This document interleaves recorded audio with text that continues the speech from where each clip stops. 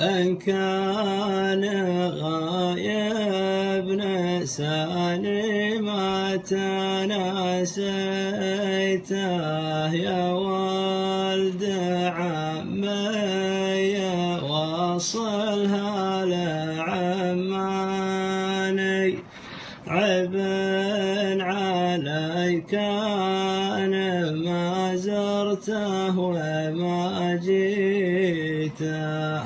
ما يجحد عيال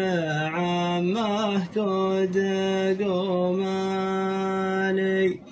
قطع الوصل يا